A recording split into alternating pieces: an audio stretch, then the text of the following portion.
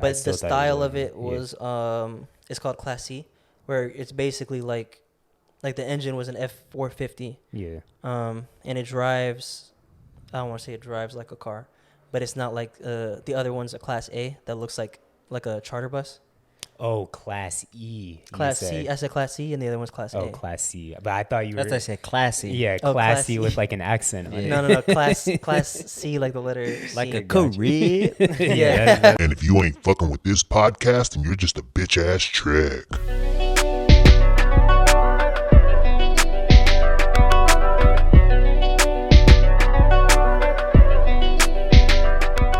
Welcome back to another episode of Save It for the Pod, episode 103. I don't have a number for y'all, but welcome back. We back. Bitch. Phil in the building. Phil and I held it down for a little bit, so Yes, shout out to them. hopefully y'all enjoyed it. If it was boring, then I apologize. But we got AJ back in the motherfucking building. What's good, AJ? How's it feel to be back? Good. It's been a while. You've been doing hella travels. Yeah, I've been I everywhere. miss you, folks. So I miss you guys too. we'll break it down one by one. So first off, you, Luke, and a bunch of other people were in on the West Coast.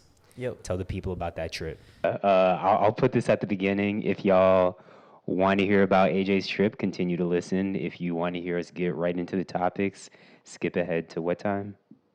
It's 52 minutes right now. 52 minutes. Yeah. And then I got to subtract a little bit off of that for your choking hazard. So yeah, I was hoping Luke would be here, but he couldn't make it. Yeah. But yeah, we started in LA. It was really the Southwest, not too much the coast, but started in LA, went to Joshua Tree. Well, started in LA, but then we got an RV. Mm-hmm. So everyone flew into LAX. I went and picked up the RV, drove to this grocery store by LAX. Then we got like some stuff for the RV, and then started on our 7-day journey. Ended up being.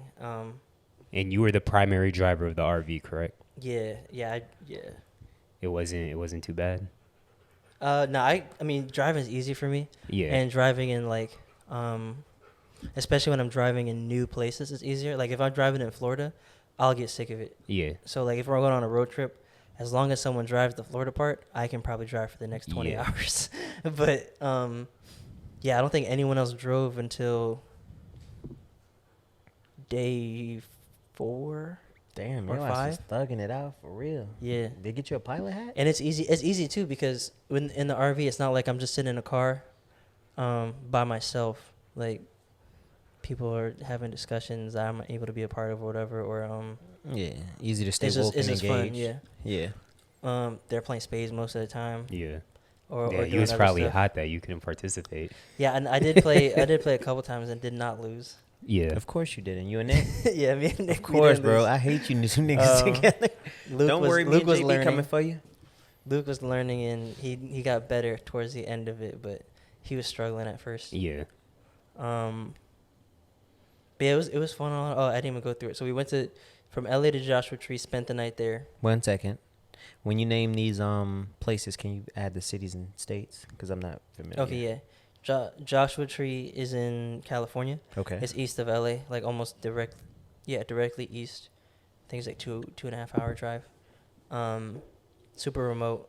It's a desert technically. Cool landscapes. There's this area called Jumbo Rocks where the rocks look super. I don't even know how to describe them. They look jumbo. They're jumbo, but they're like.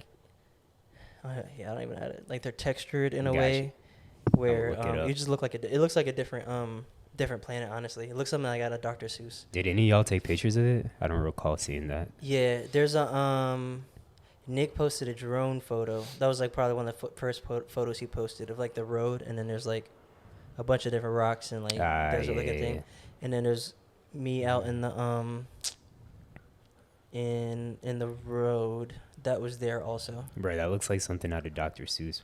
That's what I said. Oh, did you? Which looks it looks like a real life Dr. No, for real. I'm glad you said that. It looks like a real life Dr. Seuss. It was cool, but the main reason why I wanted to go there was I don't know, it's like one of those that like everyone goes to, but or that's popular, but it also is super remote and it gets really dark at night. So I was like, oh, it's one of the best places for like star watching and stuff. Yeah. Or No, like looking at the night. stargazing. Yeah, Is that where y'all stargazing. posted the RV? Gabe posted the RV picture. No. Okay. So we get out there. It had been raining almost the entire day. Yeah. Like I was in LA Wednesday. To put it into context, the trip started on Monday. So I was there Wednesday to Sunday in LA before going on the trip, and it was raining all but like 5 days, which is crazy because it usually never rains in Yeah. LA. But everyone was happy about it. It's much needed out there. Because they had so- a drought, right? Yeah, it's just a drier climate too. Mm. So it's very easy for like forest fires to start out there and whatnot. But anyway, so I that was like I want to go there. I want to be there at night for sure because I'm gonna see stars. But it was so cloudy and overcast. So I got Yeah. out there for like 30 minutes, maybe not even 30. I want to say 15, and there's like patches that you can see like the stars in the sky, but it's super. It was overcast and it got really overcast, so you couldn't even see anything through the clouds or whatever. Yeah. So we slept the other night. Woke up, cooked breakfast. Shout out to Del and Gabe. Cooked breakfast on the RV. It was like, I think Gabe cooked that day. It was like grits, bacon. Of course, it was eggs. bacon. Yeah, I'm a big bacon fan too, so I made sure we had bacon in the cart. And then explored a little bit of Joshua Tree that morning. Every day we were up at like 6 a.m. Maybe not we, but I was up at 6 a.m. minimum. Because when you're driving that much, you got to get a head start on the day. Because Yeah. all these places were like almost 8 hours away. Just driving time only. And we like to stop, duck off, take pictures, and do things like that. So I try to get us out there or get us on the road and headed to the next destination as early as possible. So we explored for a little bit and then got on the road, headed to Page, Arizona was the final destination, Yeah. which is where Antelope Canyon is and Horseshoe Bend. Those are like Yeah. two of the most popular like Sorry, this nigga Phil. My Amazon delivery. No, is that's calling fine. me. That's Sorry. fine. But you just always hilarious, bro. Like you could have easily stepped away. So we get the This nigga Phil hilarious. I wanted to hear a bro. story. No, Why no, was- that's fine. That's fine. I'm not giving you a hard time. You're just funny to me. That's all. Yeah, so I think it was like 8 to 9 hours away from Joshua Tree to Page, Arizona. Yeah. And then on that way we took like kind of the scenic route because we wanted to go on old Route 66. Yeah. So we did that too. Route 66 was cool. We stopped at like one of those. It's I guess you would call it like a tourist trap now, but just like a super Route 66 had a bunch of like license plate stuff and Yeah. old stuff, whatever. Stopped there, took some pictures. Just Route saw it for what it 66 was. is through California from. It's really long. Like it goes, I don't know where it goes entirely, but it goes through Arizona, it goes through New Mexico, it goes through. Got you. It goes to California. So yeah, I got on from Joshua Tree Route 66 to. Yeah, you can't directly get on Route 66 there, but like we drove to it and then went on. You can go like on highway, I think it's 40, I-40, or you can take Route 66. We took Route 66 just because I think it was a more fun drive as well, because it was just highway the whole time. Yeah. And people don't take it as much, so it wasn't like there's a ton of traffic on it either. Nice. So did that. We ate and then and like Seligman,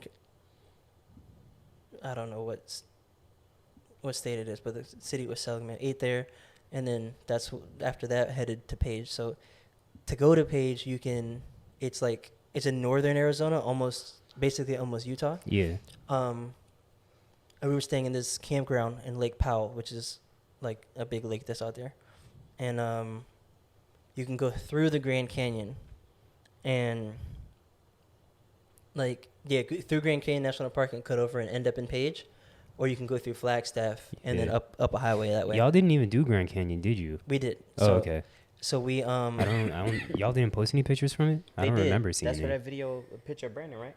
Which Nah, that's the Forrest Gump shit. yeah, that's Monument right? Valley. That's the one you're talking about. What No, picture the you talking one about? that Nick took where it's like the lights and the canyons. It's like the super. He posted it. Oh, you talking about where they've been before, where it looks like an iPhone, Yeah. like wallpaper? I don't think that's. Oh no, that's Antelope Canyon. Yeah. Oh, okay. Yeah, so Grand Canyon. So I'm like, you know what? Whatever. It's a trip. We have RV. We'll take the scenic route because it's like 40 minutes longer.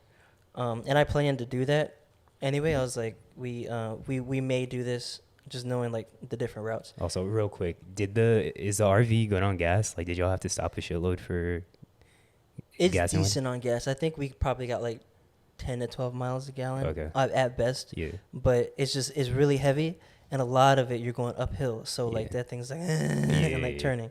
So gas ended up being cheaper than like I forecasted. I forecasted it a little bit higher just to give people an idea when they're making a decision whether they can go or not. But it ended up being a little bit cheaper.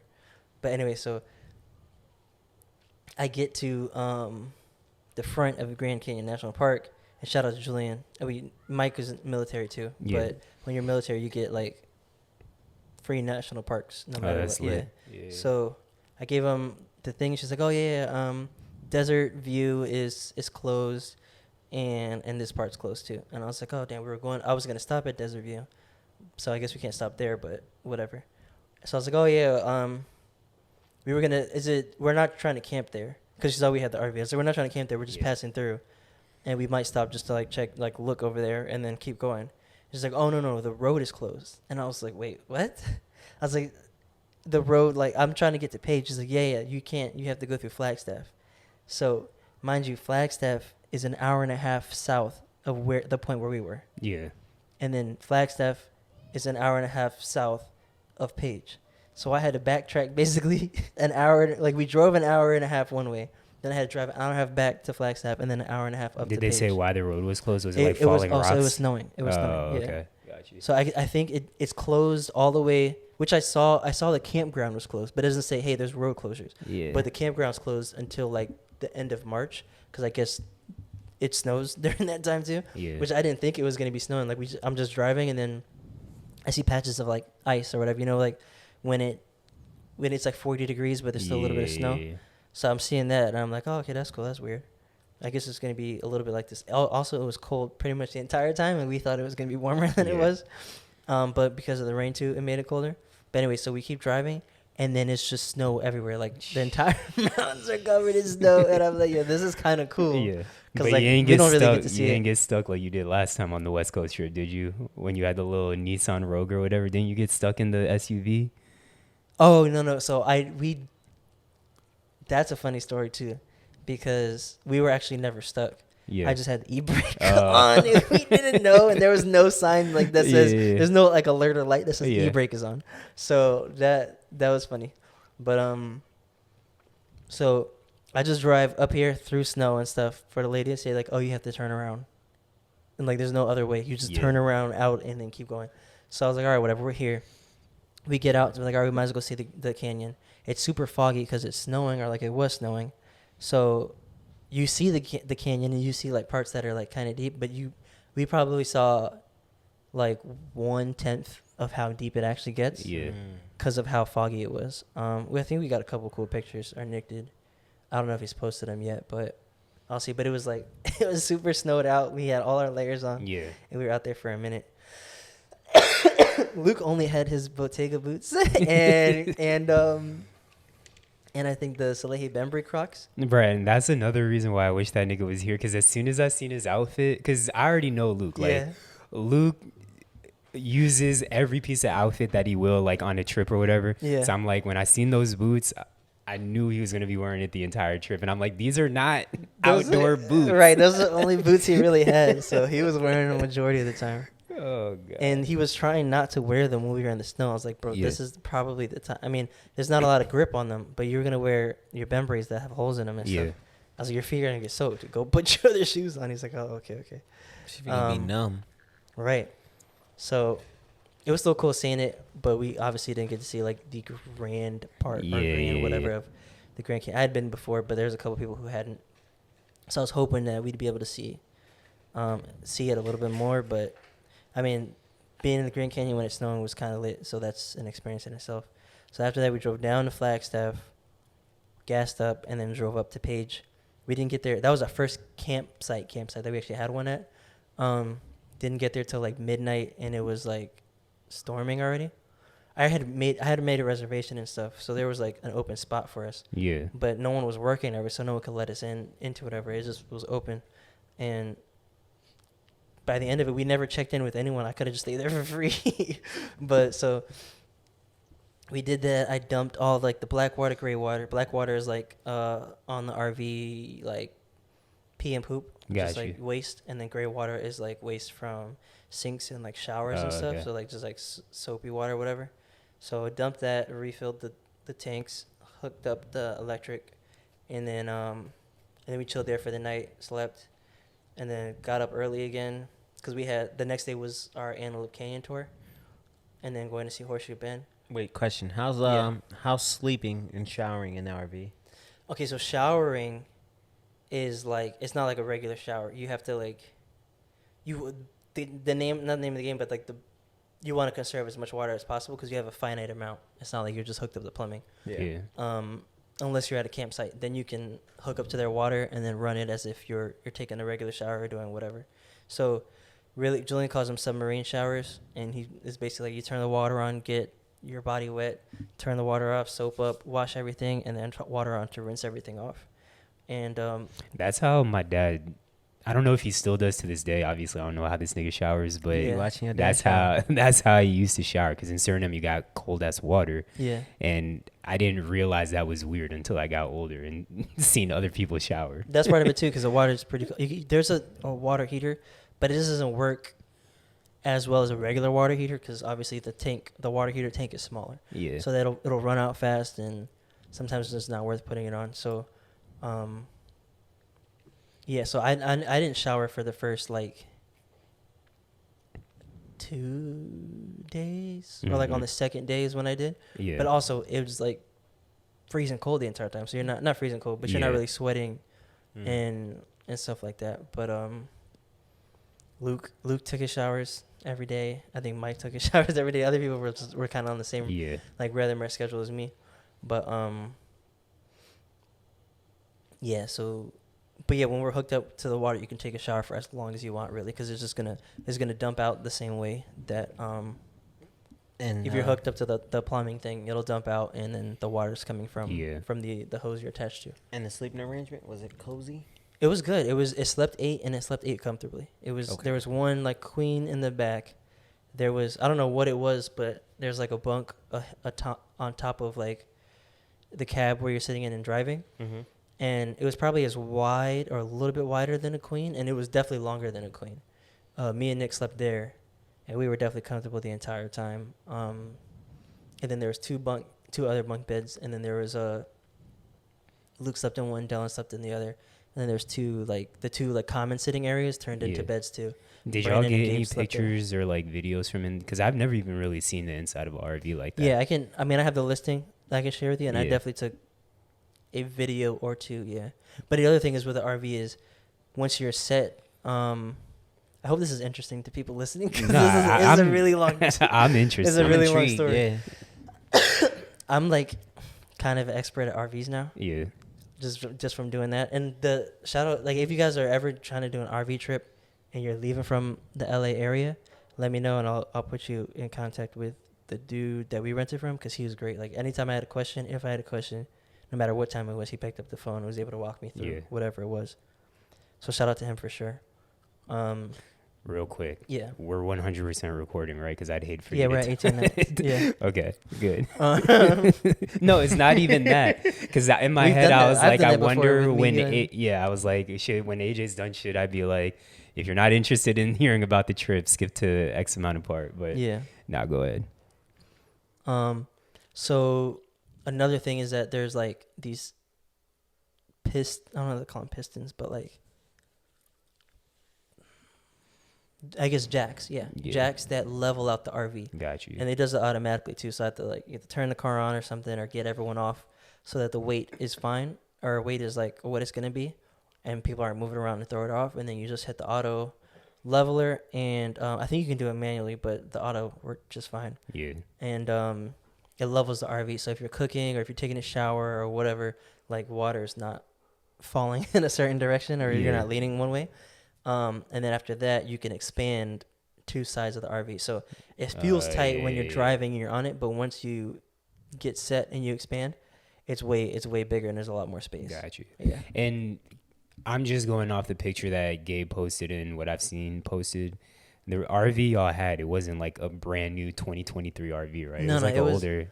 I think it's 2016 or 2017. Okay. But the style of it was it's called Classè, where it's basically like the engine was an F450. Yeah. And it drives, I don't want to say it drives like a car, but it's not like the other one's a Class A that looks like a charter bus. Oh, Class E. Class C. I said Class C, and the other one's Class A. Oh, Class C. But I thought you were. That's what I said, classy. Yeah, Oh, Class C Class with E. like an accent on it. No. Class C, like the letter C. Like a Gotcha. Korean. Yeah, that's what I thought you were saying. So and I made sure to get one like that because like I am not trying to drive a bus Yeah. or figure out how to drive a bus or like put the responsibility of someone else driving a bus in their hands. So yeah, it was that was fine too. Yeah, so you level out, it gets way more expanded and it's, I don't know, it's pretty cool. It's chill on there. What else? Oh, the front seats were kind of small. Where like, I mean, it wasn't a huge deal. Like I wasn't ever uncomfortable. Yeah. But the he got them reupholstered and they're really nice. And like, there's a cushion here, but I'm taller than the dude, so the cushion was like hit me right in the back of my neck, and it wasn't it. But it was fine. Like I figured it out too. But yeah, so we drove back from Flagstaff. On the way to Flagstaff, it was I didn't say this part, but on the way to Flagstaff, it was like blizzard snowing. Yeah. Like it's super like snowing a ton. I didn't find out until after the trip, but the RV wasn't even a 4-wheel drive. It was 2-wheel drive and whatever. But I did, probably because the weight of the thing, we didn't have any slippage or whatever else. It was driving like carefully, but it was blizzard snowing at one point. You said Flagstaff was what state again? Arizona. Okay. Yeah. That's usually if you're going to Grand Canyon, and you're going to Arizona, you usually fly into Flagstaff and then break off from there. Got you. So Lake Powell was cool. Woke up when we in these places it's kind of remote, so like it'll be pitch black when you get there, like no real like city lights or anything. Yeah. So you wake up, we hadn't seen like the surrounding area, so we wake up and there's Lake Powell there, which is like big canyon looking area with like a lake there. And I'm like, wow, this looks beautiful compared to like what we thought it was gonna be or what we didn't see when we drove in at night. So Gabe's like, all right, let me get some drone footage. Let me put the drone up. So he's flying the drone for a little bit, and it's super windy out there, and it dies in battery really, really fast. Yeah. It says, 50%, 14%, and then it just says, all right, not like emergency landing. And and it wasn't anywhere near him. He was trying to figure out where it was so he can fly it back to him. Because usually they just have a home button where like, or it'll just return to home. Yeah. But it just couldn't find where it was, and it just went down where it was. So then we spent like the next 2 hours trying to figure out where this thing was. And we have like a time stamp because we got to get to Antelope Canyon. Yeah. What helped us is that we were staying in, I think, Utah. Whatever it was, we were staying, where we stayed, even though it was 10 minutes away from where we were going, it was a different time zone. So we had an extra hour. It was so confusing because we woke up an hour earlier than we probably needed to, just because it was when it was 10 a.m. here, it was still 9 a.m. over there, and we had like a 10 a.m. appointment. Yeah. So we spent all this time looking for it right when we're about to give up. Note to Gabe: put an air tag on your shit next time. I don't know how much it'd weigh it down, but I feel like that could be beneficial. No, I think it's super small too. But when it took a picture of like when it's landing, it takes a picture of where it's landing at. So we ended up finding it. We were Nick and Brandon were looking for it while I was trying to like wrap up everything on the RV and get us going.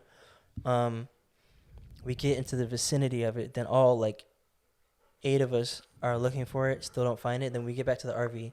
His like the handset turns back on. Is like, oh, it's at this coordinates. So we put the coordinates in. Like, all right, we might as well try. And when we were like maybe 200 feet from where it was telling us to go, park rangers pull up and are like, whoop, whoop, what are you guys doing here? You're not supposed to be here, kind of thing. We were like in a residential area apparently, or like the the living quarters of the people who worked in that park or Yeah. something. And he's like, oh, yeah, you guys aren't supposed to. I'm like, there was no signs anywhere that said that this was, like, somewhere you can't access. Because we were looking for that. We wanted to go one way. Yeah. We couldn't because there was a sign. And we went and we ended up going the way you did.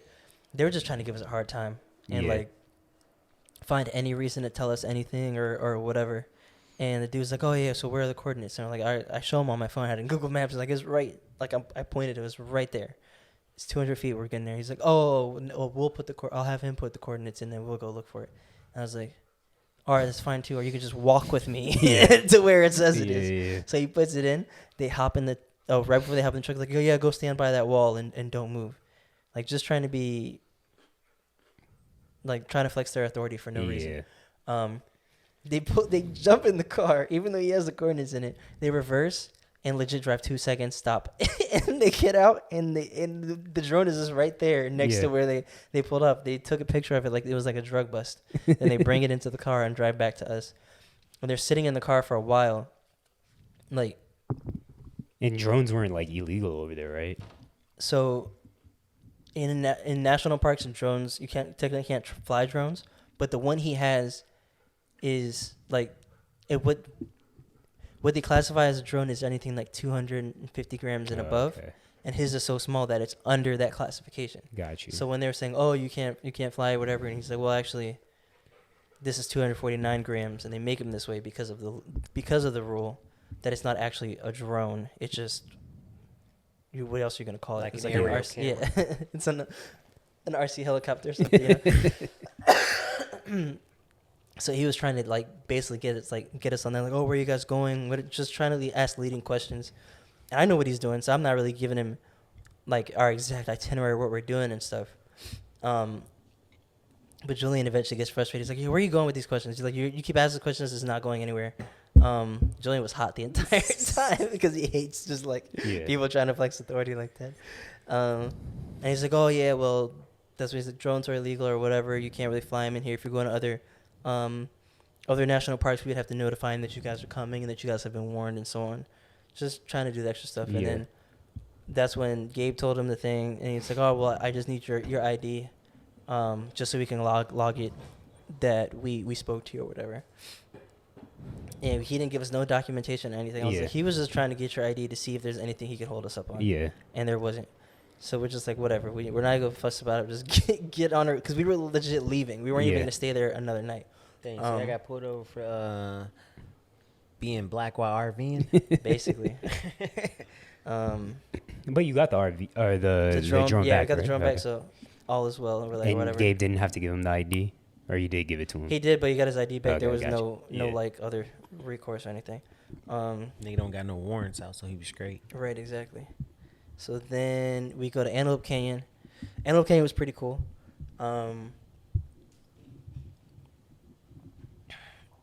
It was I liked it a lot, but I had been in slot canyons before, and I liked the other experience better. But I do think Antelope Canyon as a slot canyon was a little bit better. It was just a little more picturesque, a little bit bigger than the other ones I had been in. But it's so popular that there's a ton of people there while you're there. We got really cool pictures with not really anyone else in there at the same time as us because everyone knows people are trying to get pictures and trying to like experience it without like the crowd or just people just sitting there. So like you'll be in a line of tours. Yeah. Like when we left, there was probably 15 trucks that drove out there with us. 15 trucks of like 10 people. And we calculated based on how much we paid and how many people like each truck averaged and how many like how many tours they had a day with each of those trucks, and it ended up being like $250,000 a day they were making probably. I was like, yo, that's crazy. Just having in this Navajo land, so this like they don't pay taxes on it or whatever either. This is their land. Eden. So they're exactly you're just making $250,000 a day or whatever. That's why the booze be flowing.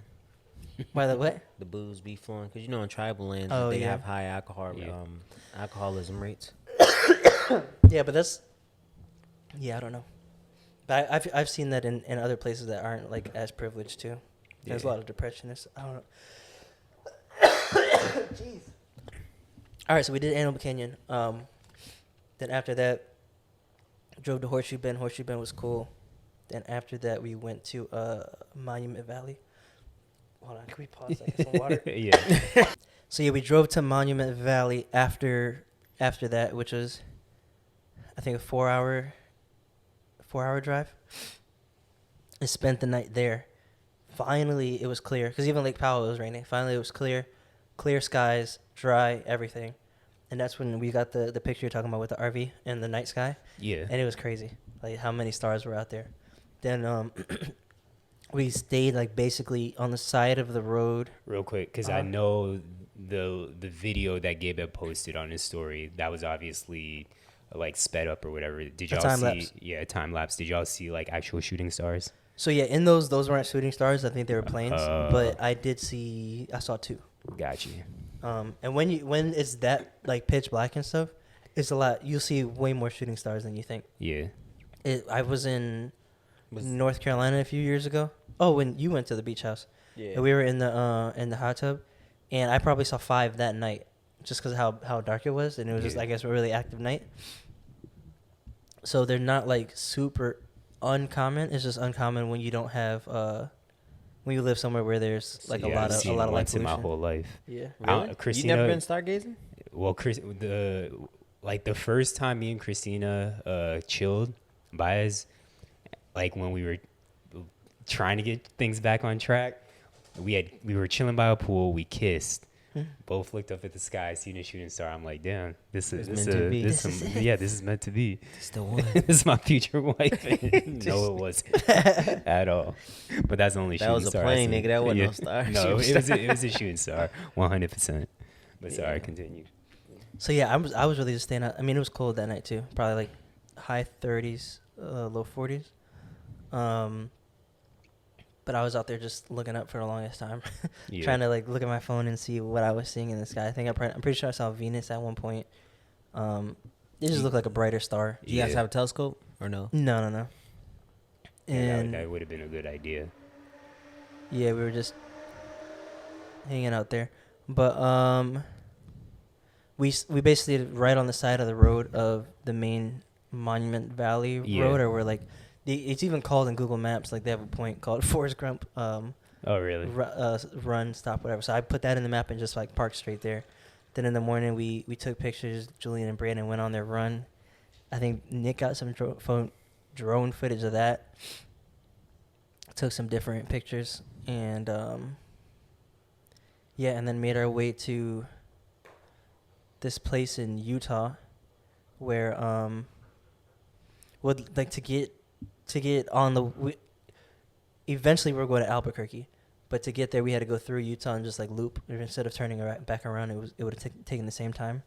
And I found another RV stop where I can load up on new water, dump, and they actually had showers there and heated showers also, like heated rooms or whatever. Yeah. So we all took showers. The guy let me refresh water, dump, hook up to electricity, all that for free. And we just paid for showers. It was like $8 a shower, which was well worth it. We did our laundry and everything too. So it was a good like halfway breaking point. And then we drove down to Albuquerque where we watched the first FAU game, FAU Sweet 16 game. Mm-hmm. So we watched it in Twin Peaks, Albuquerque. And then after that, drove to White Sands, which is in New Mexico, and that's like 3 hours away. That's the first time someone drove. That's when I had Mike drive for a little bit because I was like dead tired at this point, and it was really late.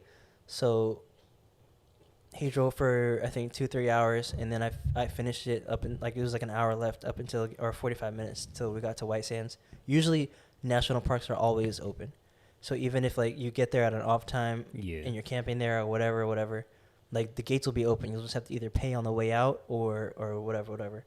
But when I pulled up to White Sands, the gates were closed, and I was like, "Oh, it opens at 7." So I'm like, "Damn!" That's crazy. I was planning on just like parking inside the park. Yeah. And we were just gonna set up there, wake up, being in White Sands. So I went. Luckily, there was like a little like divot or like side road thing, where I just parked the RV there, slept for 2 hours, and then drove us into the park at like 6 or 7 a.m. when like the gates were back and stuff. White Sands was cool. It feels like a different planet also. super remote, just like hill. It feels like you're in the middle of a desert, just hills of white sand, and it was sunrise too, so it was really cool. And then after we ate there, took a bunch of pictures, ate, and then got on the road to San Diego. And that drive is like, without any stops, is 12 hours. It's like 12 hours, 12 and a half hours or something like that. Yeah. So that was like the longest, like Straight shot. the straight shot of driving, that we had. So we drove there, and we left probably at like 10 a.m. and didn't get to,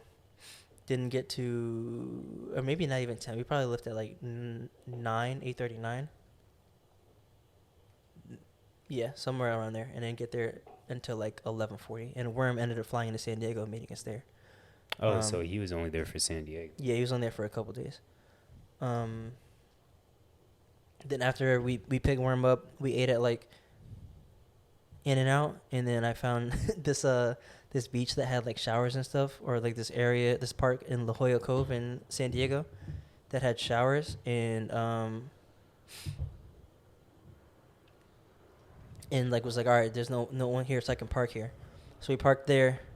Me and Luke took showers, but it's just like outdoor showers, and it was again, it was still cold. It was like 50 degrees, probably 48, but it didn't even feel that cold. Like after the initial shock of like the water being cold, like I was fine, and I was like taking a shower. I mean, we had shorts on and stuff, but I was taking a shower as regular. You could see like the steam coming off off my body and stuff. No, it was a cold shower. And it was just like there's no dividers. There's no dividers between you and Luke. No, it was just like an outdoor. Yeah, like at a beach. It was like right? you know how the beaches here we have like a pillar, and there'll be like one shower. I'd have been naked. It was just like a row of showers. It was actually really nice, and like the bathrooms were pretty clean. And when I woke up in the morning to go like brush my teeth, do whatever at the same area, there's a guy there cleaned them like it was better than any beach shower or bathroom situation that we have here. Well, they're all disgusting here, so I hope so. So I was like, oh, this is like kind of lit. I'd be homeless here, you know. Exactly. And La Jolla Cove is like, I don't know if famous, but they have sea lions that just like live there and chill there all the time. So it's a real scenic looking cove, and like the entire night you just hear like sea lions barking and stuff a little bit, and like playing around in the surf and splashing. And Brandon and Gabe were like snoring probably the worst they had the entire trip at this point. And there's just like Brandon, like they were alternating snores too, like they were on the same rhythm. So like Gabe would be snoring, and then when he takes his breath in or out, then Gabe is snoring, or I don't know if I said Gabe twice. And then there was like the sea lions barking in the back. So I was able to sleep because I can sleep through that kind of stuff. But I texted Dell, who happened to be awake at the time, and I was like, bro, you hear this orchestra going on with the sea lions too? Yeah. But it was really cool because like even at night you see them. It was high tide, and there's like stairs that go down to La Jolla, and like the water's up into the stairs, and there's just like sea lions playing around in the water. Yeah. So we woke up, went to this area of San Diego called like Sunset Cliffs, where there's this cave that I wanted to go see. Like you have to do it during low tide, because if not, like the path to get there is like covered by water. Got you. But even during like, it has to be super low tide, like that at its lowest point. So you can't, even when it's low tide, you can walk into the cave. You can, but you have to like, you're still gonna walk through some water. Got you. And you're walking on like wet rocks and stuff too. So really, only surfers will go there, or people who plan to surf, or like if you know you're going there. Like I had never done it before, so when I got there, I didn't realize like, oh, we should have been here when it was like direct lowest tide, and we were gonna have to get like, you're gonna have to get wet kind of regardless to make it in there. But it was still cool to see. The Sunset Cliffs is pretty scenic. There's people surfing out there. So have you seen pictures that Nick posted of like people surfing and stuff? Mm-hmm. He took those with his drone off of Sunset Cliffs is called. Then after that we tried to explore a little more, but this day we probably would have done more had it not been another FAU game, the Elite 8 game. Yeah. But we wanted to make sure we were somewhere to watch it, so we went to this bar out there, watched it there. Super crazy experience. Everyone in there was like, what the hell's going on? Why are they going so crazy about FAU, like being in San Diego? And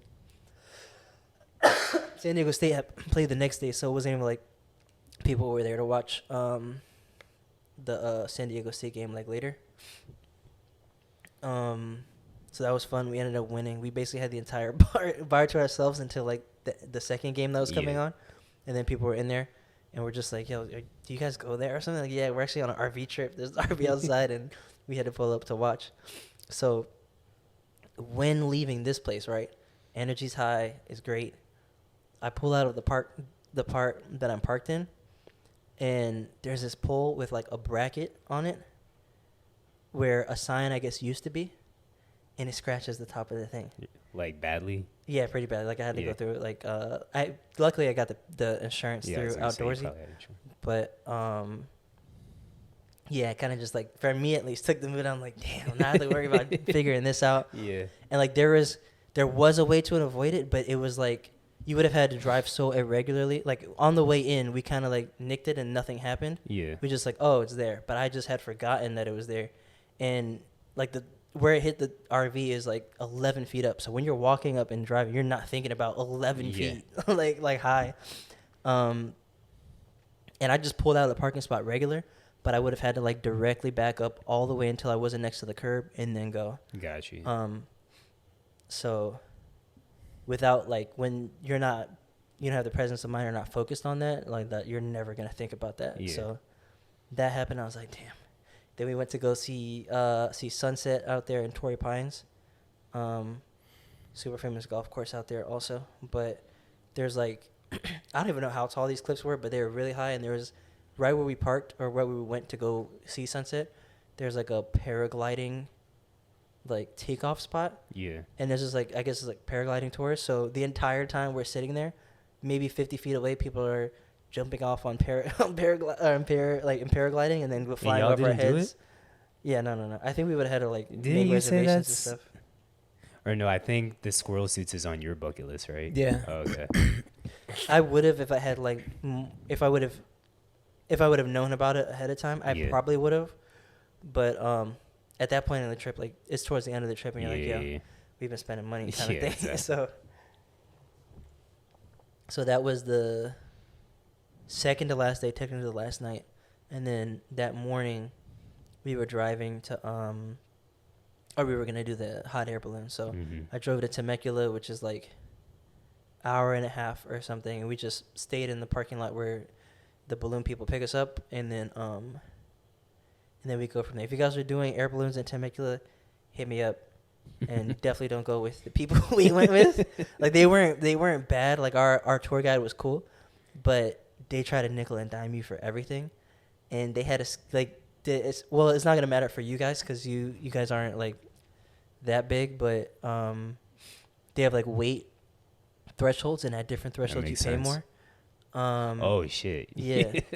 So at 225, you pay like $25 more than like the regular price, and then at 250 and up, you pay 25 more than that, so 50 more. I get it, but I feel like that's illegal, bro. That's like some type of segregation. Like they got to figure out how to disperse the people into different balloons, right? And not just like charge them. Right? Yeah, that's actually wild and problematic in 2023. That's facts. A few of them do that. Like I saw that. It seems like it's standard practice. I'm like, all right, cool, whatever. Like if you're, I don't know, fat phobic. Yeah. So we get there, right? And I take everyone's weight before. Like they send me their weights and I submit them, and we pay based on what people are weighed. We get there and they have a scale there, and they're like checking people's weights. Bro, this scale, I don't want to put anyone's weight on blast. But I'll put Luke's. Luke's is fine. Luke, I think, told me he weighed at like 180. The scale weighed him at 197. Jeez. Luke has never been 197 in his life. They weigh him in his clothes. Probably because they weighed him in his clothes, no? His clothes, like, yeah, you obviously you weigh with what you're going to carry on there and stuff. So, like, I had my camera and stuff, and, like, Gabe had a book bag, which, like, eventually you just can't take book bags. We found out, but I was like, yo, give Luke the book bag. And I was just, like, trying to put the extra weight on different people that I knew weren't going to make up to the 125. But when Luke, even with clothes on, if he was at 180, he probably should have weighed 187 max, maybe. 197.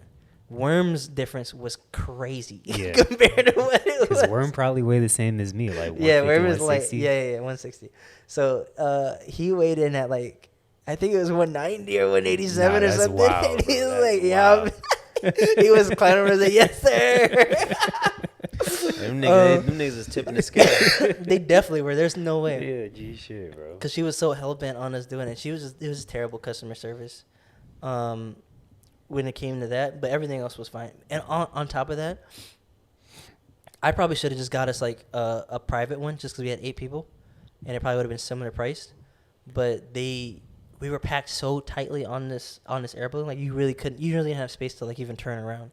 But still, the air balloon was really cool. It was really fun. You don't even feel it when you take off. Yeah. You just like gradually lift off the ground, and you're just like floating. Like if people who were in the center or like couldn't see like the takeoff right away, didn't even realize when we were off the ground yet. Super peaceful up there. It's hot too. Like if you're going, you wear a hat, cause like when they're firing the heat or whatever, like your whole head feels like it's burning. You're like, oh god. It feels like when you in the Miami Heat arena and then but just worse, and it's just like on your head top. Yeah. But yeah, that was the last thing, and then drove 8 and returned the RV. But, So what was your favorite thing of the entire trip? I think it had to be Monument Valley, just because like night sky and just being there. I've always wanted to go to. Objectively, there's like I think maybe White Sands is up there. Hot air balloon was cool. Like all of it was great, but and I love San Diego. It's my favorite city in California. So, like it's always fun. I always enjoy when I go, even though it's only my second time going. And but I think Monument Valley just because I was like, yo, I want to go there, seeing Forrest Gump. Yeah. It looks really scenic. The drive there was pretty cool. And I just never thought I was ever going to go. Yeah. So being there and having thought I was never going to make it out there, just like there's some certain place where you never think you're going to go. Yeah. I was like, all right, that was I think this is my favorite. Bucket list for sure. Right. So for me, just spectating, watching y'all stories, I think top 3, in no particular order, the high air balloons, like I don't know why, but just everyone's story, that shit was mad peaceful. Yeah, it was really. I would never do a high air balloon, but oh that really? shit, Oh, you're scared of heights? That shit looked beautiful. And like Worm's story that he posted, bro, I watched that shit like a million times. Like when I'm having a bad day, I just pull that shit up, and that shit puts me at ease. The nighttime thing with the RV that Gabe posted. Lit. Gabe asked everyone what his favorite post was, and I think that was across the board. Everyone said that. Mm-hmm. And then, damn, I just had the third one, and I already forgot what it was. But I don't know. The high air balloon. White Sands. No, or it wasn't. Antelope or Horseshoe? It wasn't White Sands. Joshua Tree. No, it wasn't Joshua Tree. Horseshoe I don't know. Bend? I don't know. I forgot. Route 66. But it might have been the Forrest Gump thing, but I don't think it was that. But nah, it looked enjoyable. I'm glad y'all posted. I can't wait to see what else has to be posted that hasn't already been. But this shit was fire. Yeah. So this trip was like I always wanted to do an RV trip. So that was part of it for the Monument Valley too, because like having the RV there, night sky, being at Monument Valley. And then I was sitting there with Gabe. I was like, "Yo, we talked about this so many times, like doing an RV trip, and we're actually doing it. That's kind of crazy." Oh, the iPhone looking thing. Y'all have posted that before. Y'all have seen it before. But every time I see it, I'm like, "Yo, this shit is fire." The iPhone. Is that The wall. It looks like the iPhone wallpaper. Oh, Antelope Canyon. Yeah, Antelope that's what that is. Canyon. Bro, that shit is amazing. I Yeah. feel like you could take that on the worst quality camera And it's known gonna to come out man, dope. and it's still gonna come Oh, out that's amazing. funny. When we were on the tour, because like most of the people there aren't professional photographers or have like professional equipment. So like, oh, we'll teach you tips and tricks on how to take pictures with your phone and get good shots of it and stuff. So the lady's like, all right, so on your phone, make sure your setting is this and that and that. Yeah. Make sure you have night mode on. And Yeah. we're like, we're not doing this. So it was funny, her just trying to give us tips on how to take Tell good me one pictures. more time what it's called. Antelope Canyon. Bro, I'm about to make that Is my this Lot wallpaper. Canyon? Yeah, bro, that shit looks so fire. Like I know this isn't from y'all. This is just on Google, but like I could look at that all day. Yeah. I gotta That's go super lit. there. That's on my bucket list now. Nah, for sure. But yeah, White Sands. It's like in our trip. I mean, we made like a big kind of a circle, but in the trip, I could have went more through Arizona. There was other cool stuff I wanted to do. but I was like, there's no way. Like, White Sands is in New Mexico, but it's also remote in New Mexico. Like, you have to drive 3 hours from Albuquerque, which is the capital and the biggest one of the bigger cities. Yeah. And I was like, I'm never gonna do this if I don't do it now. So that's why I made the push to go. Like, when I put that on the itinerary, I made the push to go out there too. And I'm glad I Albuquerque, did. how's New Mexico? It's cool. There's a whole lot of nothing out there though. Pretty dry. They got bitches. Twin Peaks wasn't bad. Huh? Twin Peaks wasn't bad, but we didn't really see people other than the people we saw at Twin Peaks. Because we were driving the entire time through New Mexico. We saw elk also, but driving the entire time through New Mexico, stopped in White Sands, and then drove out also. NERSA is in Arizona next year. I gotta What find city? I think it's Phoenix. Phoenix But lit. it's far as shit. Phoenix, but like as a city, is okay, but there's definitely stuff to do around. Yeah. But I gotta find a way to get to We Antelope stayed Canyon. when I went to Arizona. We was in Definitely just take it extended in what's outside of Phoenix? We were at the Biltmore in It's Scottsdale. not too stunning. Scottsdale. Yeah, we were in Scottsdale. Scottsdale is kind of lit too. Really? Yeah, I think that's where Arizona is. University of Arizona. So Arizona like got a party some town. Yeah. pretty ass white girls, like some bad white women. All right, but I'm glad to hear about the trip. Yeah, that was almost an have- hour. So yeah, I'll put this at the beginning. If y'all want to hear about AJ's trip, continue to listen. If you want to hear us get right into the topics, skip ahead to what time? It's 52 minutes right now. 52 minutes, Yeah. and then I got to subtract a little bit off of that for Yeah. your choking hazard. But yeah, we'll get right into the topics. I might skip a couple, but Because yours has been so long. one story I did see that I thought was nuts is a couple that has 3 kids, and they've been married for 10 years. Found out that they were cousins. Like, Jeez. what level of cousins? So that's the thing. Well, first I wanted to talk about the story, which you hear that it sounds crazy. You think it's sick, but of course, if they don't know, they don't know. Like you can't fault them for that. But I did read through the article for once because y'all know usually I'll just see the headline and put it in there. But that was my question as well because I was like, I'm gonna ask y'all, would y'all stay in that marriage?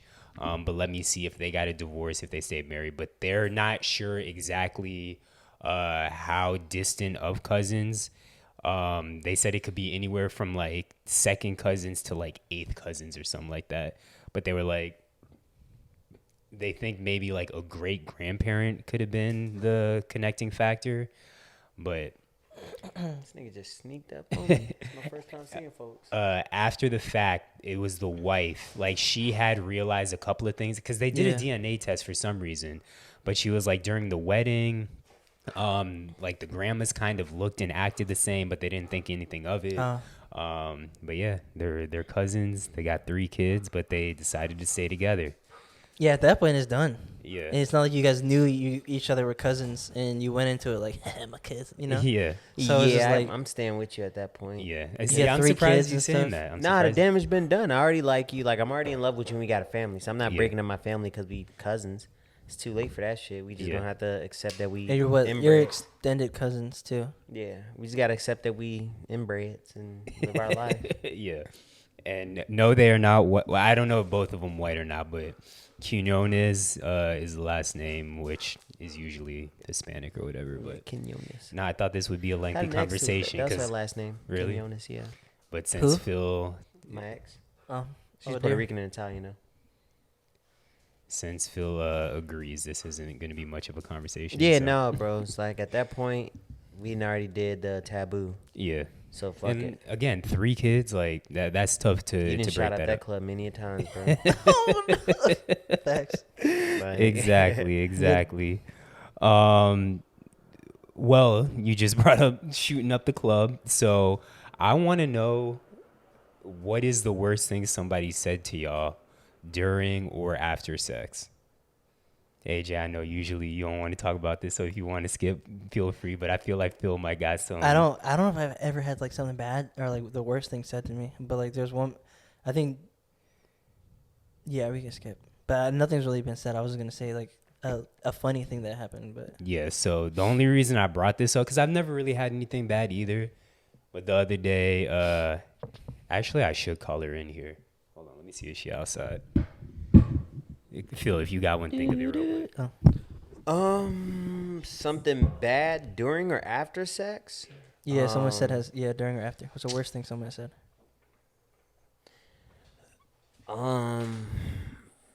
The word, wow. I don't know, man. Like, I don't know. Like, I've had girls just had a girl like ask me to stop mid sex because it was uncomfortable. Yeah. So I guess that's like the worst thing. She was just like, we need to stop because I can't do this. This just feels so uncomfortable. And it wasn't like because we were having sex. I mean, it wasn't because like the situation was uncomfortable. The actual penetration for her was uncomfortable. Yeah. Just because the way I'm shaped down there. The way I'm shaped down there. So the reason I brought this up is because the other day Tatiana and I had sex, and afterwards, Shout out to having sex. Yeah, beat it down. And afterwards, do you remember what you said after when we had sex? Jeez Louise. Bro, she said, "Jeez Louise." Bro, that was the whitest shit and most unattractive thing I have ever heard in my life. And I was fucking dying laughing, but you could have said anything else, but "Jeez Louise," that was the first thing that came to mind. Because honestly, I was just speechless because it was so nice. I wish you would have been speechless. Atta instead of boy, saying- Zacharias. I felt like I needed to voice how I felt, so the only thing that came out was "Jeez Louise." You took her back to the 60s, bro. I'm not good at articulating. Her white side really came out. Oh Yeah, my. it did. Oh gee, Willikers. That actually brings up another thing I recently saw. I wanted to bring it up last podcast, but didn't. And it was black people. One, I've seen a tweet about this as well as TikToks, but black people being like, why do white people take black slang when white slang hits every single time? So like, "Jeez Louise," "Gee Willikers." So like, did you like "Jeez Louise"? I didn't. But like another one was like, "Get a load of this guy," or Get a load of this guy. for Pete's sake, shit like that. Like white slang, low key do be hitting. It But they has to wanted be to- timely. Yeah. It has to be like you have to say it at the right moment. So just so we're clear, after sex is not the right "Jeez time. Louise" is not the right time, no. But Yeah, I've never had any one of those moments. I guess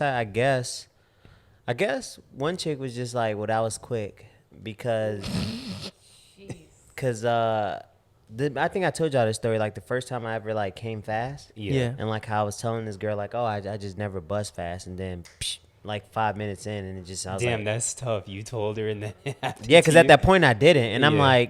like, yeah, no, you don't got to worry about that. Like that's just something I don't do, and we did it. That shit came out in 5 minutes, and I was like, oops.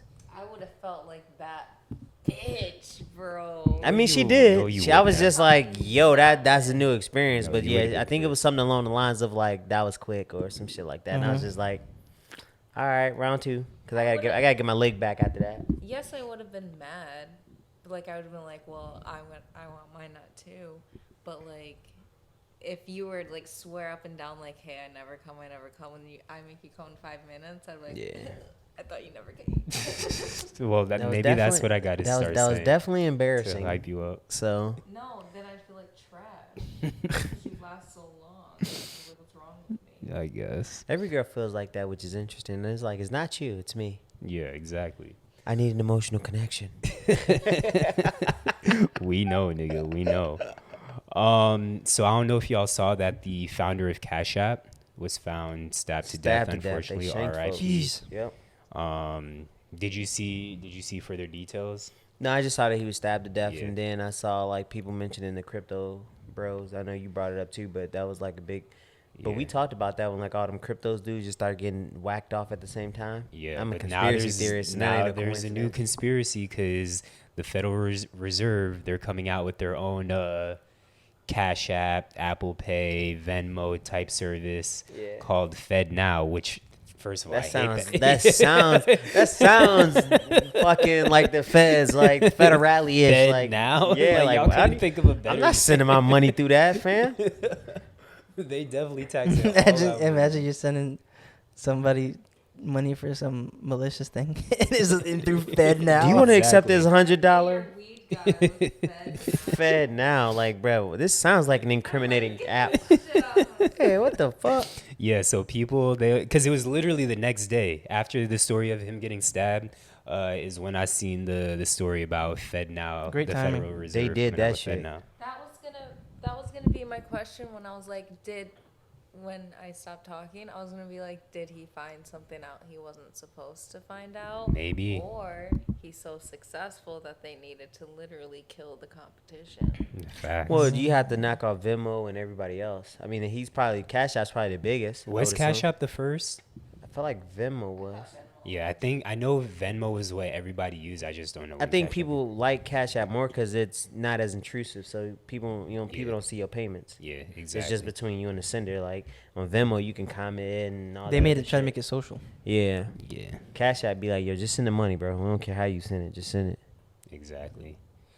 Did y'all see Apple got a patent on a new AirPods case? That's It's supposed to be stupid, bro. interactive. It's dumb as fuck. No, I haven't So seen it literally looks like a iPod Nano essentially, but it's a iPod case. Somebody was like, I forget what comment it was. They was like, bro, Apple do everything except make the shit better and cheaper. I mean, they do make shit better. But like make it better and more affordable. They be like, they's pretty much saying that Apple always adds unnecessary shit that don't nobody want.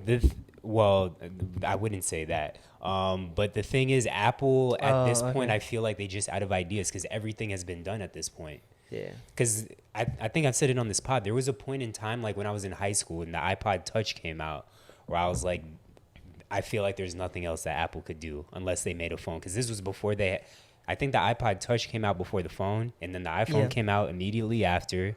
And I mean, obviously, we've seen everything they've done with the iPhone since, but Sometimes it's okay to just let that shit breathe for a little bit. Exactly. You don't always gotta that's facts. be. Yeah, but a business and with investors, they gotta you gotta keep making more money. Yeah, but it's just like Very you going.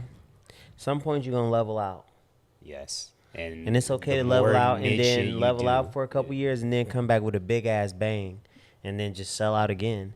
Like I feel like they in a rush to push so much shit out that it's not innovative when it comes out, and then the shit that they do is like, what we did? We going back to the square design. And it was like, nigga, nobody wants the fucking square design. Who cares? Actually, today I saw a post, I think it was on Twitter, saying that flip phones have been on the rise with Gen Z, which is crazy. That's because they selling drugs. It's not because they using it not to be distracted. Yeah. Nigga, they using that shit because it ain't traced. See, and I didn't believe the story when I saw it. Drugs is the only thing I could think, but Gen Z, I also feel like, yeah, that's probably what it is. But still, I don't see that being a long-term thing. They're saying like Gen Z is using it because it's less of a distraction because you can't do Yes. shit on it. Yes. Which, okay, I get, but niggas in the hood been using flip phones because you can't trace that shit. I did see a good idea that girls were doing. They were buy like a burner phone or like a flip phone or something and take that only when they go out. So like obviously like if they need to call like 911 or whatever and they have their friends' phone numbers, like they have like their important contacts in there. But they use that camera like when they're going out and they just leave their smartphone at home. So like they're not like being on socials while they're like out with their friends. So they could So be they're more not being tentative? Tempted. Yeah. Okay, got you.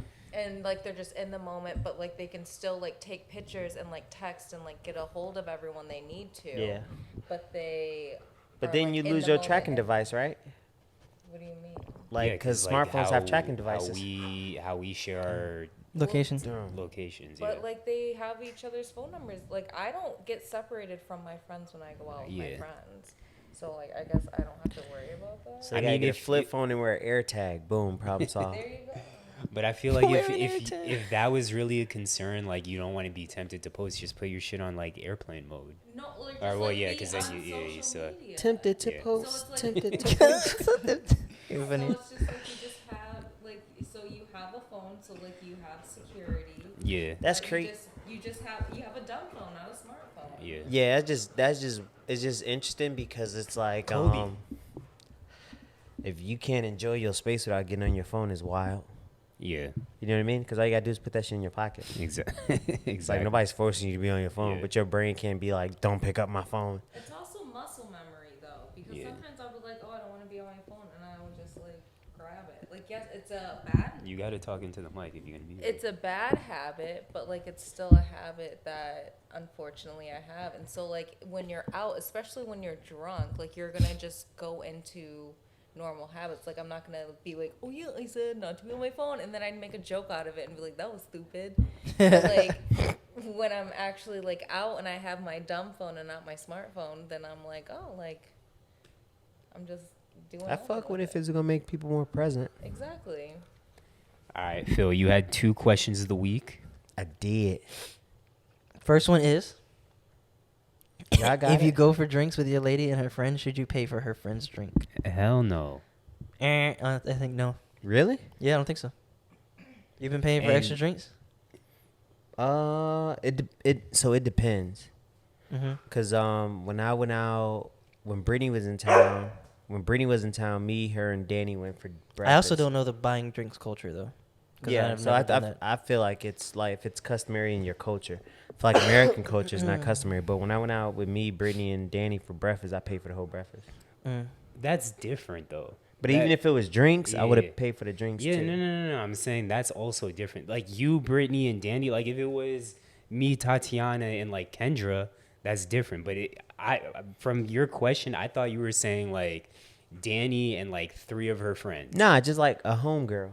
Oh, It's like well, 3 yeah, of that's y'all. different. That's different. It's like, I'm like, Danny, let's go grab drinks. And even she still, like, I don't think it's a should. It's just you could. you could, Yeah. same, agreed.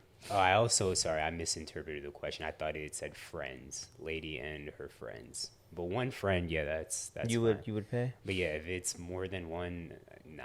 And it's not every single drink. Yeah, it might have been. For me, it's like may or may not, just depending on the situation.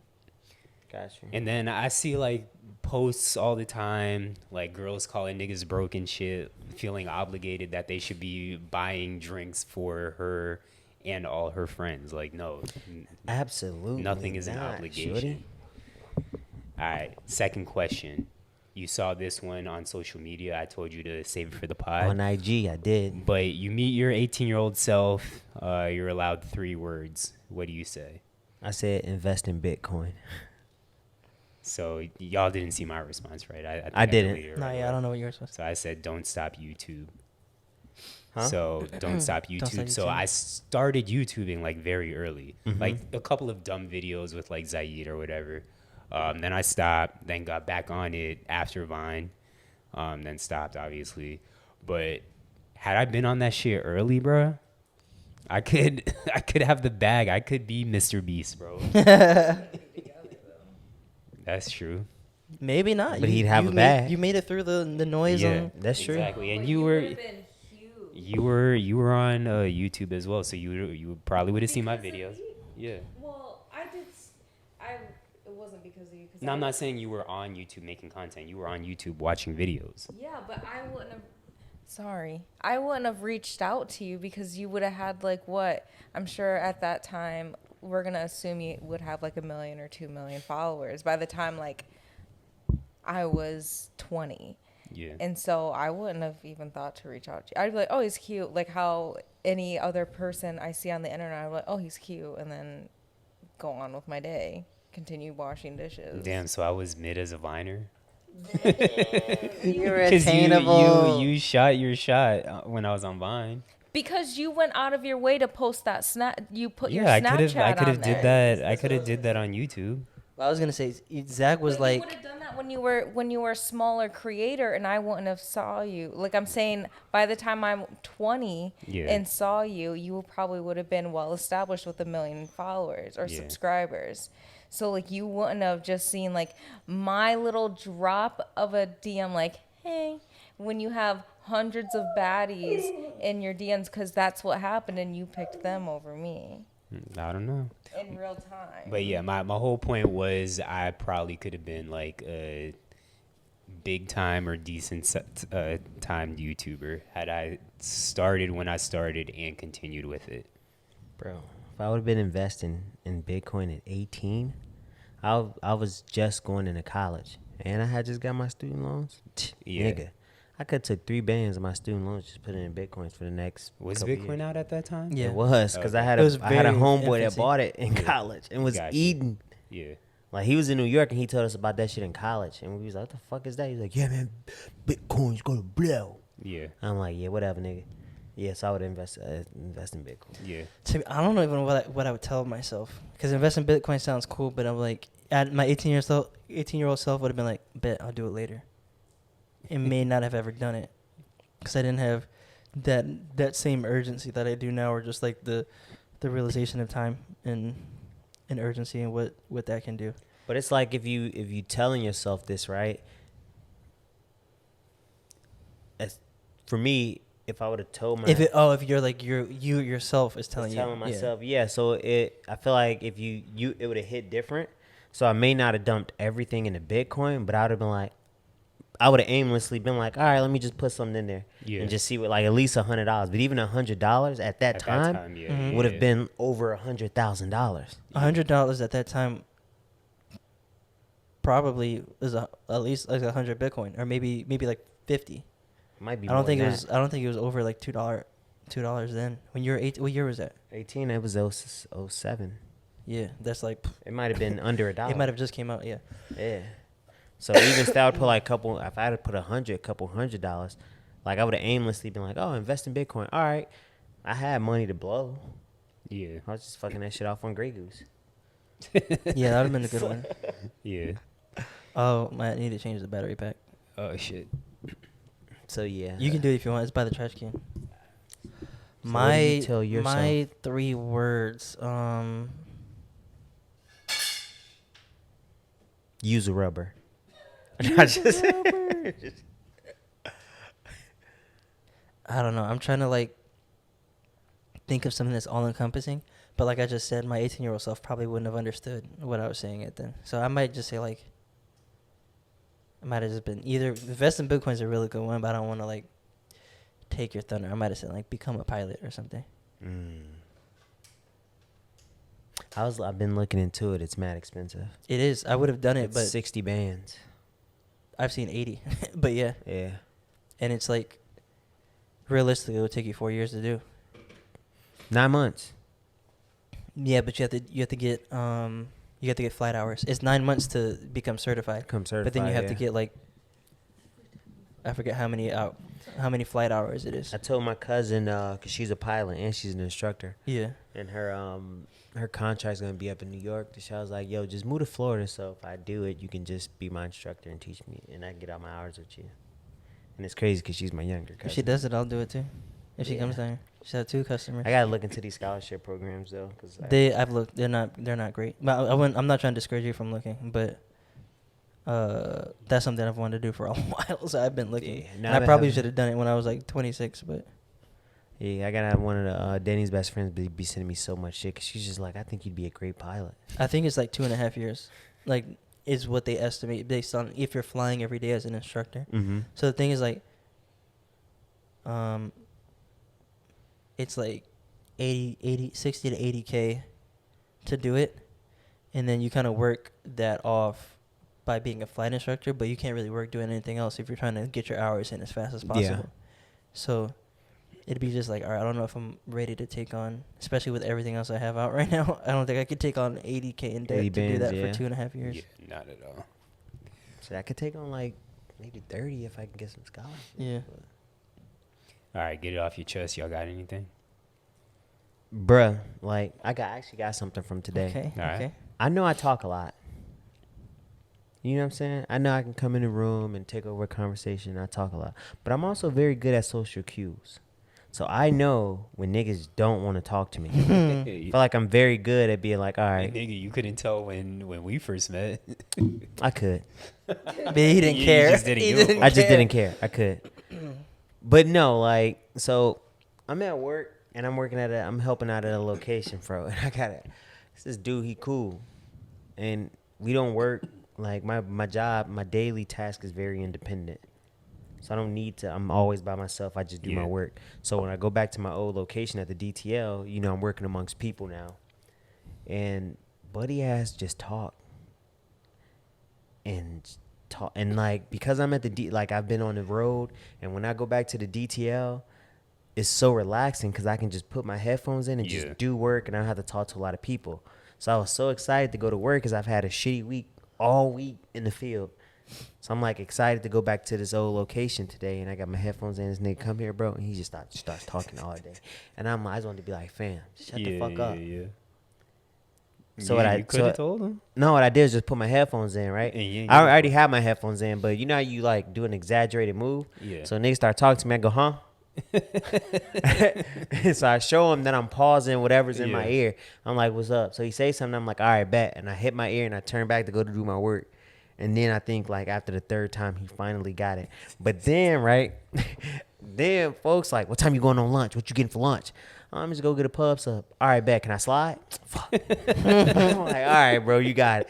And mind you, he got a work car, so you got, like you don't even have to. We don't have to take lunch together. Yeah, exactly. So folks take lunch with me, and then he's like, all right, so you eat in the break room? I'm like, nah, you just sit in the car and eat because I like to get on the phone.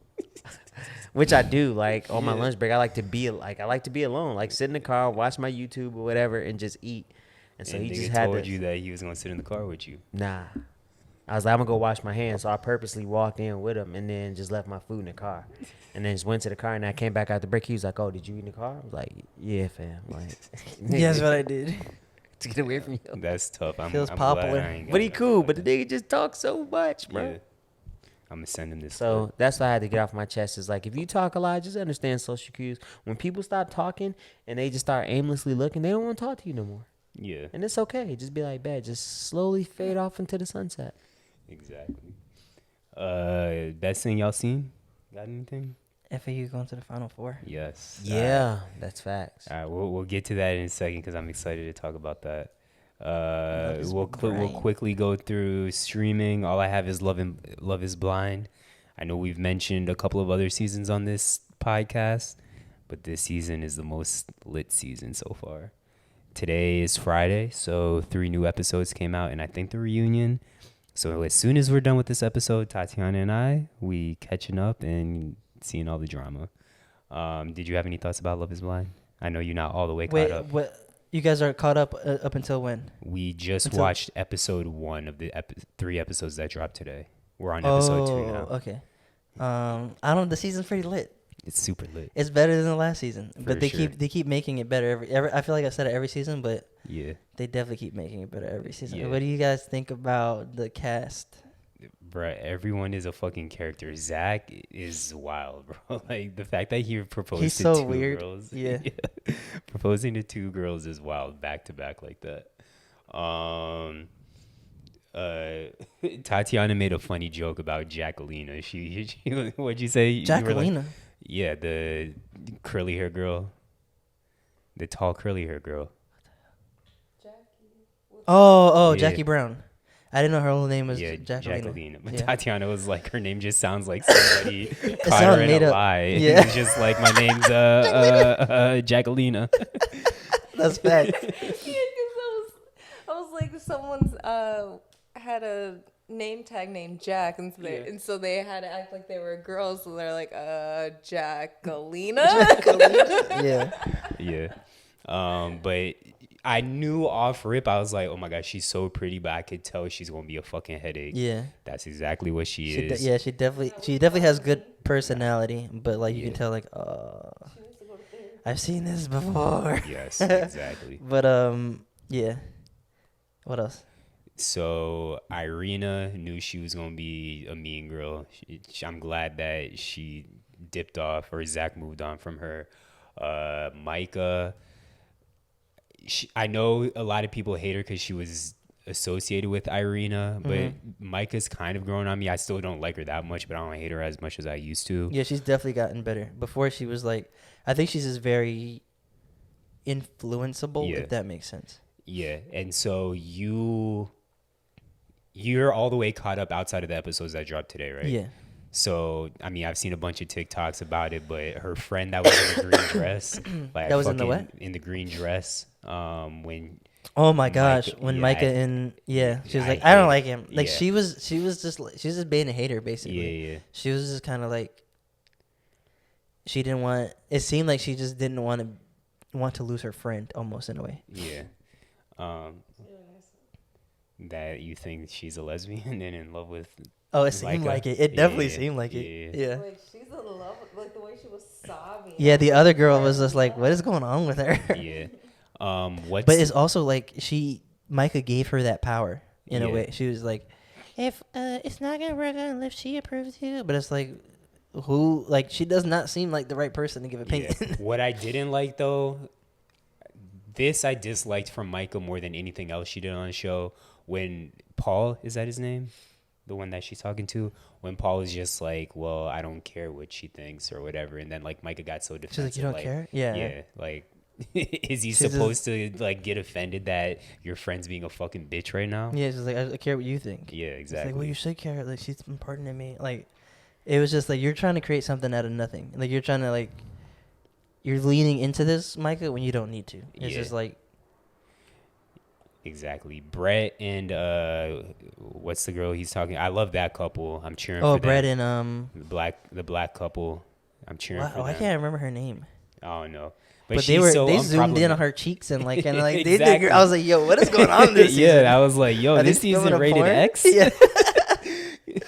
And then the probably one of the most Marshall. controversial people on the episode is what's Black Buddy? I call him ears. No, to do with the ears. I forget Yeah. his name. But But he just laughs at everything, bro. In He's awkward just- situations. Kwame. Yeah, Kwame. oh, Kwame. Yeah, that's Oh, what I'm talking yeah, about. yeah, Kwame yeah. and then the white girl. Yeah, I thought he was Oh about no, ears too. not Josh. Is that his name? I think Josh is his name. Yeah, Kwame. He kind of like laughs off like real, not real stuff, but just like he gets awkward laughs and like he laughs in awkward situations. Yeah, and then the girl he's with is like, yeah, Chelsea. She's a mom. I've said it to Tatiana several times. I'm like, I can't believe this show got me cheering for a white girl right now, a white blonde girl. Like, I like her so much, bro. She's so dope. And then Kwame's just like about to throw this shit all away, bro. She's cool, but like I can see why he might be like turned off by her a little bit. Yeah. She's kind of like a mom.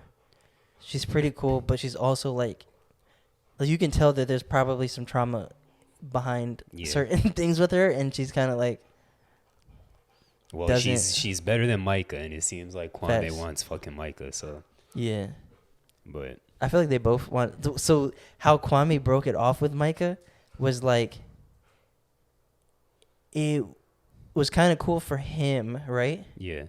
But I think he took what she was saying the wrong way. Mm-hmm.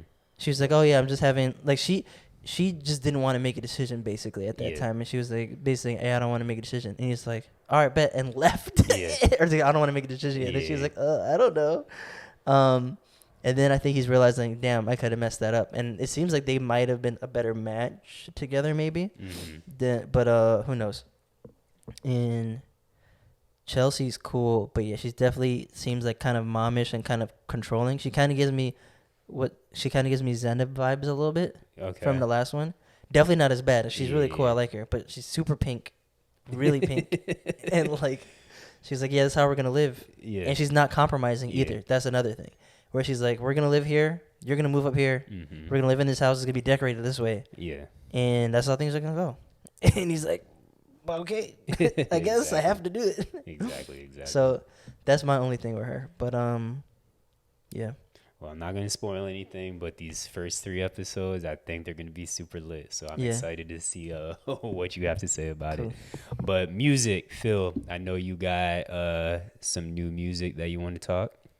Yeah, you got any? You had some shit prior to me. So last week, oh, wait, even before we get into that, I'll save that for the end. So Tyler, he came out with his Deluxe, which I think was like 2 or 3 new songs onto Call Me If You Get Lost, but it's called The Estate Sale, which I like that there's a new name to it. Fire as always. DJ Drama, I'm really like that. I fucked with it. I haven't heard it yet. Yeah, it I has forgot a all about lot of dope features on it. I don't think there's a song on it that I don't like, but it's really dope. Mr. Thanksgiving. Yeah, it's not like, oh my God, this album of the year or anything like that, but for what it is, it's cool. Just good features. Yeah. Then you have Currensy. Yeah, him and Jermaine Dupri finally dropped a project, and it's been they've been teasing this for like months, like 6-7 months now. That's an interesting mix. Yeah, it is interesting, and it's I don't know how I feel about it because it's like Currency, but he's on Jermaine Dupri beats, and it kind of meshes. I'm still feeling it out, like it kind of meshes. 2023, I don't even know what a Jermaine Dupri beat sounds like anymore. It kind of works though. Like it's like one of those things that you have to get, like it grows with you. Yeah, You know what I mean? Because it's not like my usual. Like I like Currency a certain way. yeah, Like on certain beats, and so this beat pattern is so different yeah. that I'm like I have to get used to the sound. But I was like doing like I was See, like I'm just nodding my head. imagining like some type of bounce on it.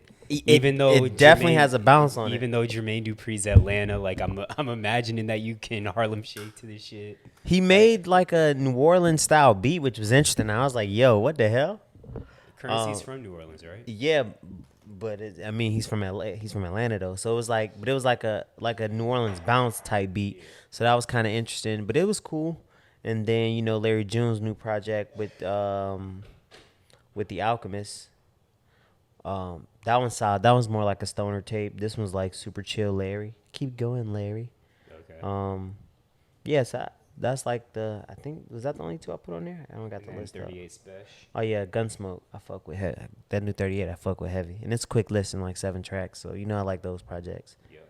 Knock them out 25, 30 minutes, and that first opening track, bro, so hard. I had that shit on repeat for like 10 minutes. Yeah. All right. So next question I have, Kobe, stop, bro.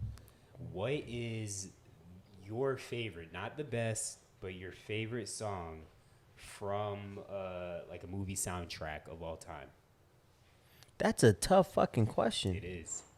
I don't even know why I came up with this question, but first 2 songs that came to mind are from somebody that's canceled, and I don't even want to say it. R. Kelly? Yes. Which song? I Believe I Could Fly. I believe. That's a great song. It is. It is. I'm telling you, you can't cancel artists' music. It's not fair. I know. Because that song is not perverted or has anything to do with sexual assault. And then even though I Believe I Could Fly, like Space Jam loved it way more than Ali, but World's Greatest, bro. I'm every the time world's I hear greatest. that shit, I'm telling you, you can't cancel Kels. You can't, but I feel dirty saying it, bro. No, bro, you should only feel dirty if you listen to the freaky stuff because you don't know who it's aimed at. Yeah. So I have 4 total songs. Again, these are just my favorites, not the best, just my favorites. Okay. Even though I've never seen the movie start to finish, and hopefully Omari's listening to this, but shout out Tokyo Drift. Bro, that shit is just so fire to me. Boom, boom, boom, boom, boom. Kiss from a Rose by Seal. That was in Batman with Michael Keaton. I don't know what those. It was made for that, or It you was definitely know it. made- It's the most famous. It was one of the most famous songs by Seal. Really? It's I his don't. most favorite.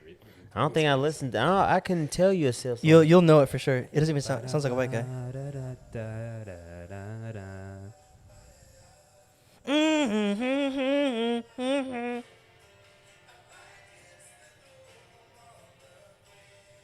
Bro, you don't know It's this? not Little ringing. more, little more. It's not ringing a bell. Wait, when it goes hard. I'm trying to go too. This is the chorus. Oh, It's not ringing a bell. That sounded like some shit That that was would have in- been on like Independence Day or Armageddon. Yeah, but it was in Batman. Yeah, no, I don't know that song. And then, I mean, this is just a classic. I really don't like it, but I feel wrong for not putting it on. But Celine Dion, My Heart Will Go On. That's got to be on there. My So heart will I- go on. Which one is that one? Bruh, what movie? This nigga only watched. Yeah, that's Baby fine. Oh no, I'm tripping. Celine. I'm thinking of Celine. I was like, oh no, I love that song actually. Nah, Celine. I Dion. love Titanic. I love that song. Yeah, I'm tripping. I like scores a little more. And the score to Interstellar is one of my favorites. I've never seen Interstellar, so I wouldn't know. You should watch it. It's a space. I'm not big on space movies. You'll like it. You'll like it. It's really good. Oh wait, no. Fuck. Aerosmith. Even though I just said I'm not into space movies. Armageddon. But no, Aerosmith. Bro, I was just listening to this shit the other day. I don't want to close my eyes. eyes. That's on I Armageddon. don't want to fall asleep because I miss yeah, you, from Armageddon. babe, Yeah. And I don't want to miss a Fun thing. fact about that: I used to go to college in Nebraska, and I hated every second Oh, of dear. it. So I would drive 12 hours home every to and from a lot, and on my way from home to college, I would listen to that song and just sing it to the top of my lungs, sobbing because I did not want to go to that school. Yeah. That seems like a very Tati thing to do. So what else? Like when she started singing, I was like, oh, she was in the car crying. She's in the car crying driving. I was like, oh, I used to sing that. I was like, she's in the car crying driving. It's a good choice. What y'all got? Me, like I said, the score. Oh really. yeah, Interstellar. But I don't really know if I know like one song, but like the Seal song, it was in the movie, but it wasn't for the movie, or was it for the movie? Yeah, I don't think so. But hold on, let's see.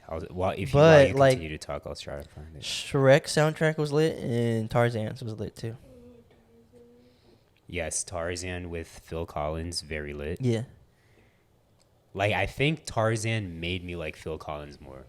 Oh, you gotta have Eye of the Tiger. You just mentioned that the other day about Oh, yeah, songs Rocky. that white people snap on. It's not my favorite movie song though. My favorite movie song. That might be mine, low key. That I used to listen to that while I was running, like when I was running in high school. Like off rip, my number one probably is Bootsy Collins. I'd rather be with you. Just because what movie is that? Baby Boy is my favorite movie. It's when, Okay. it's when Snoop's sitting on the couch. Yeah, smoking. Yeah, I fell in love with that song from that movie. So like I actually learned that song from that movie. And I went and listened to it on my own, and I was like, bro, it's like one of my favorite throwback soul songs ever. So that's probably number one. Number two would be, it's called Friday, off of Next Friday with Busy Bone. And this is for the weed, and this is for I don't know that one. As like when I used to smoke a lot, I used to just that's a good stoner song. And then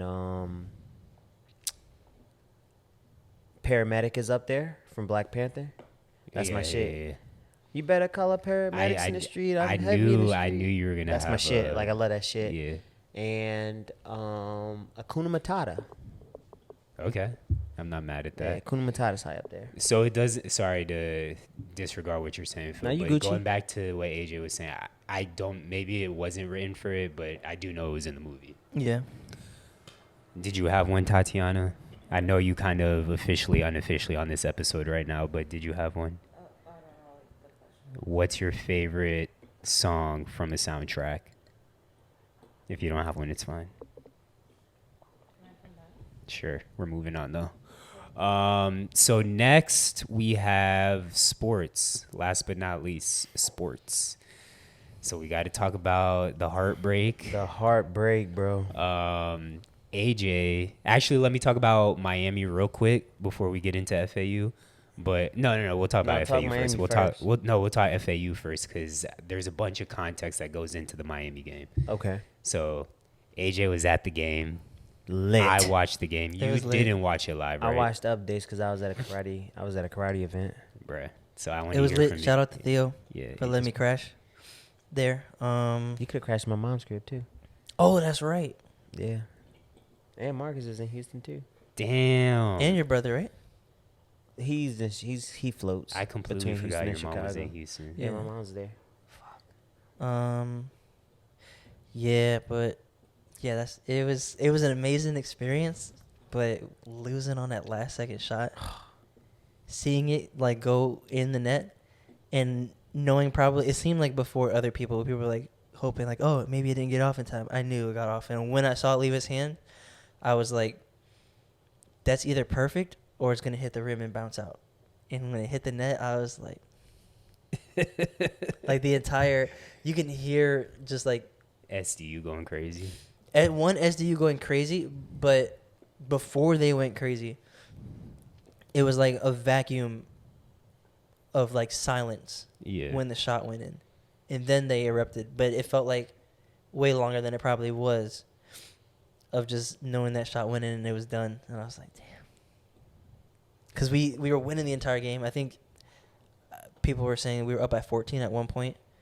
I was so locked into the game that I didn't even know how far up we were at one point. I just knew we were like had a decent lead until we like blew like the 4 minutes of not getting rebounds on free throws and on their missed free throws.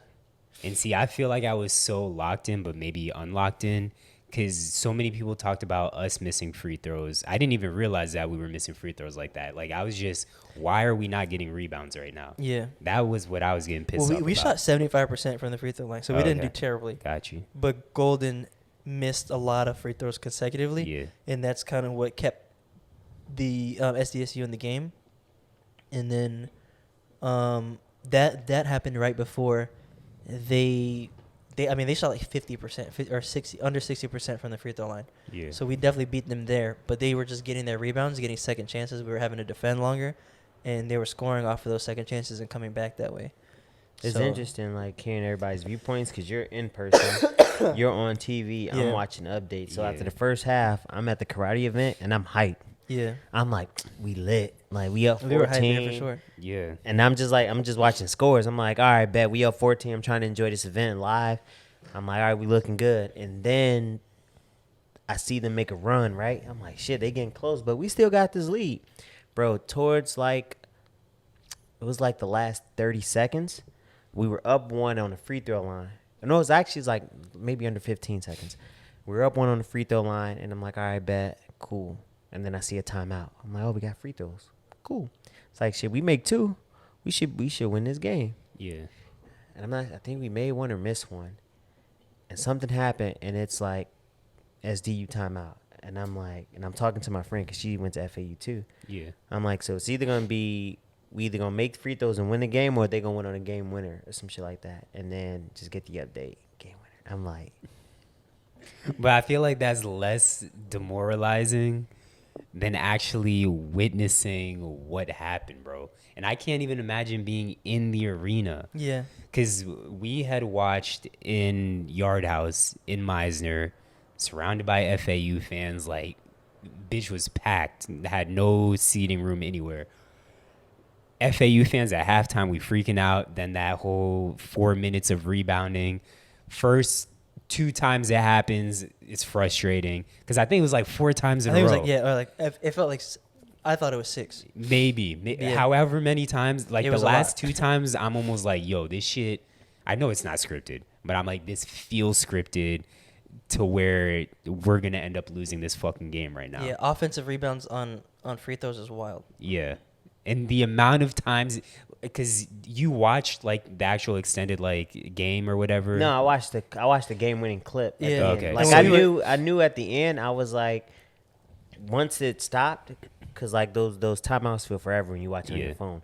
But I was explaining to a friend, like, oh, we either gonna win this one or we gonna lose by a game winner. But if you would have witnessed that In the moment. that span of us not being Felt able to forever. get a rebound, it was the craziest thing I've ever witnessed in a basketball game ever from any team. It was just free throws, they miss, don't get a rebound. Free throws, they miss, we don't get a rebound. Free throws, they miss, we don't get a rebound. It's like, we're gonna lose this game. That's how I felt. I was actually gonna I was gonna stay at home to watch the game live, but we had free tickets to this event.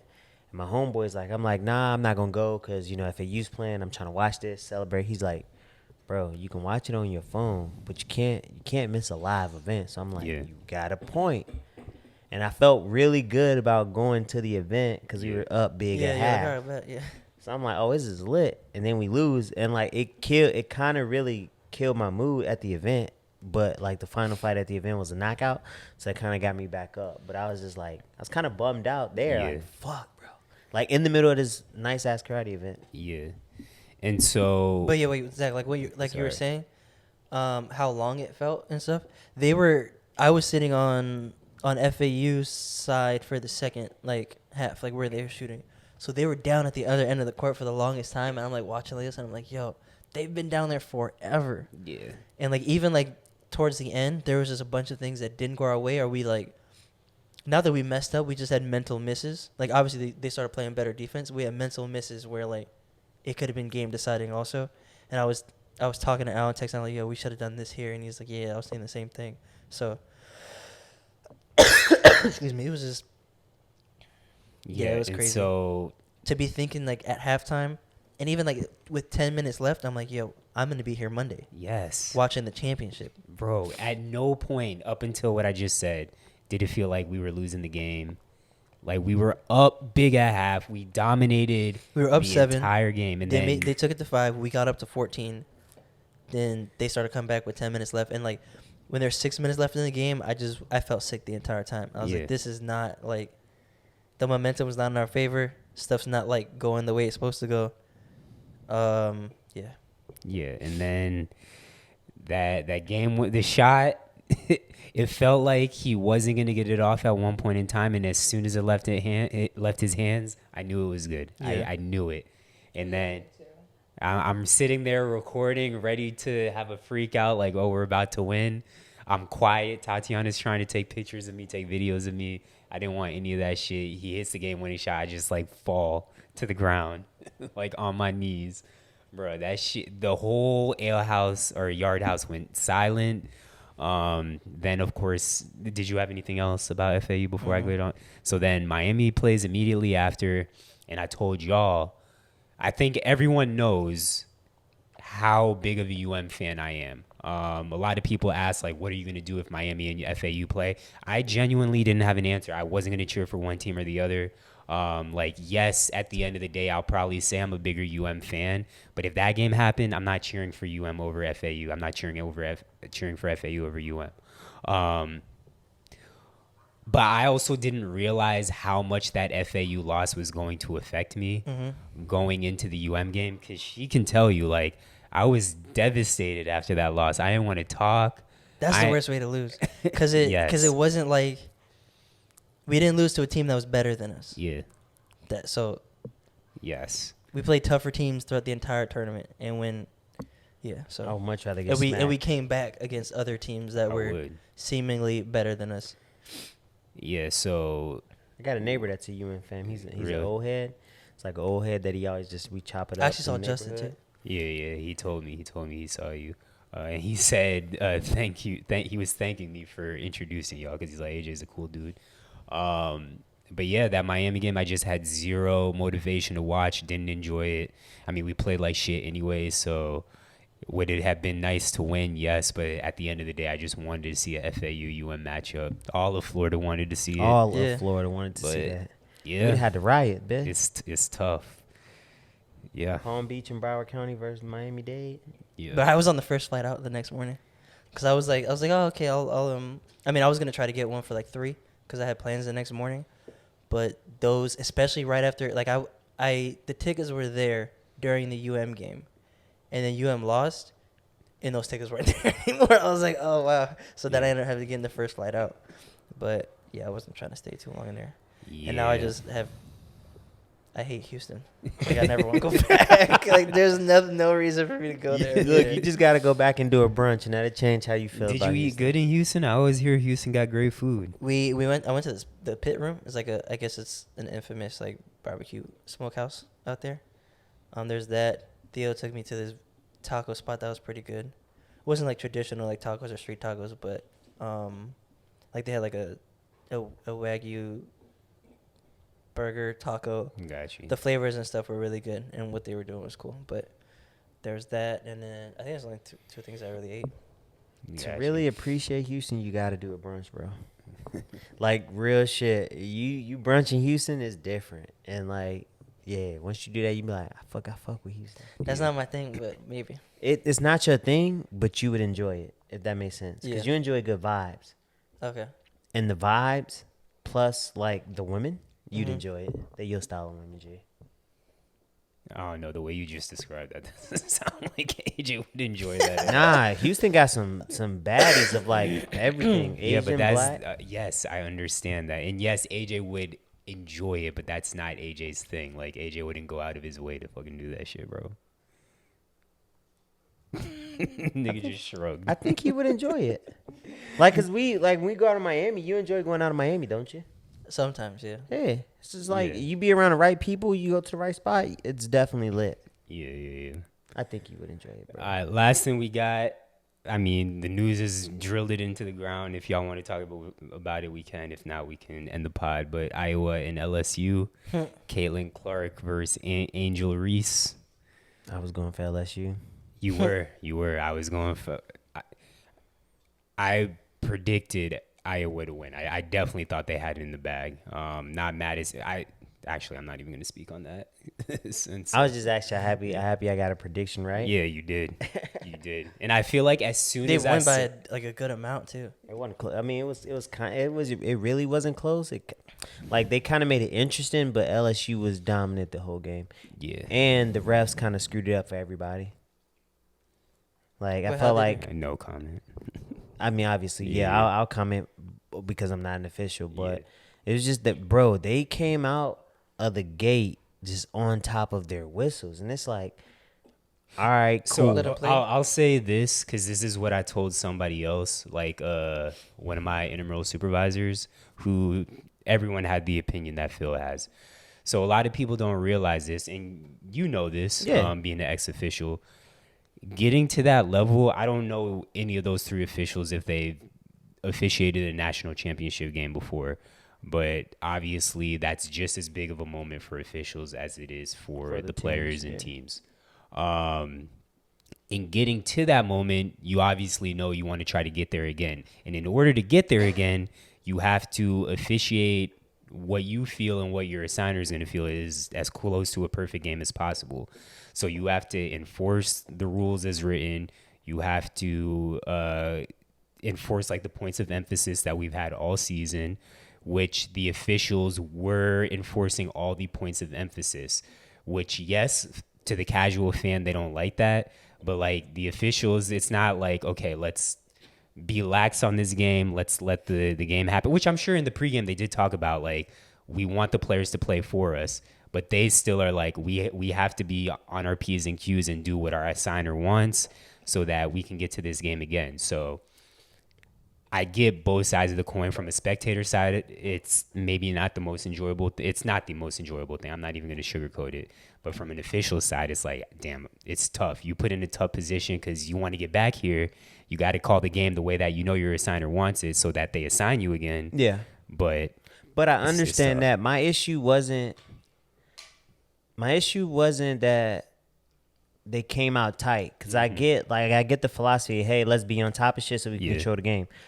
Problem was, I feel like they came out and tried to be so perfect that they just start making bad calls. And that's my point. And that's what hurt them, as opposed to just letting the game flow. Mm-hmm. It was they calling fouls on star players that's not fouls, and it's touch fouls. Yeah. Touch fouls that are very subjective. Yeah. And it's like, ooh, that just doesn't look good. Yeah. To have two of LSU star players in foul trouble in the first quarter, they don't play the whole second quarter. Then two of Iowa's, well, their star center in foul trouble, she plays not much in the second quarter. Then Kaylin gets 3 fouls. Yeah. The last foul is a touch foul, and she don't play. Look like she's playing with 3 fouls, so she can't even get in defense. Like, it's, you call the game so tight and want to be so perfect that now you affect the outcome of the game, and that's what I don't like. I like when refs just not let them play, but call it within the flow of the game. Yeah. Keep the flow of the game good. Yeah. And that was my issue, was that they disrupted the flow of the game. Nah, I get that. And it was in big situations.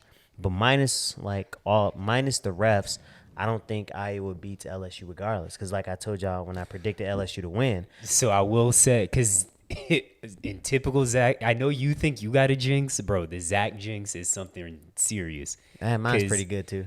Yours is good, but I think mine takes the cake for sure. Because you didn't even ask like very beginning of the, like you asked beginning of the game, but it wasn't before tip off or first minute. Like you asked a few minutes in, like who y'all got. I gave my Iowa prediction, and I said, guys, before. No, you asked like kind of early in the game. Okay. Once the game has started, and I was like, LSU's offense doesn't really impress me, and bro, after that, LSU had a fucking record-setting performance. These motherfuckers was hitting every 3, banking 3s. Like, the way LSU was playing on every single possession is like when you playing pickup basketball and the most trash nigga on the court has the ball and hits the game-winning shot. Yes. Like, that's how it felt like every one of LSU's possession was. It's just, of course this shit goes in. Of course this trash motherfucker makes the shot. Sorry. That's how every LSU possession was. But that shit was crazy. It was enjoyable to watch for sure. But I felt like LSU was going to win solely because they had more black people. I'm serious. That's Yeah. usually a recipe for success. Yeah. I was like, and I had actually watched a couple of Iowa's games. Yeah. And they're so dependent on Caitlin Clark. I was like, okay. I looked at the records. I'm like, shit, LSU got some dogs. Like they whole team pretty much all black. I'm like, yo, they got some dogs. But I've also watched LSU a couple times throughout the tournament, and then I think once in the regular season. And I still stand with what I said. Like, their offense, it's cool. Like, it's not anything like national championship winning wise to me.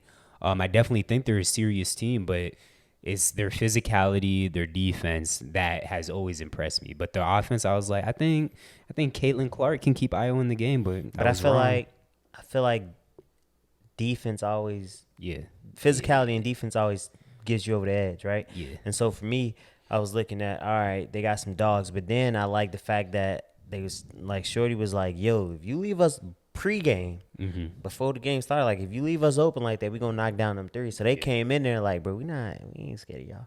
Yeah. So I just like that tough energy. Yeah. Which is why I picked him. I was like, I mean, I fuck with Caitlin Clark. She cold. Nah. But even though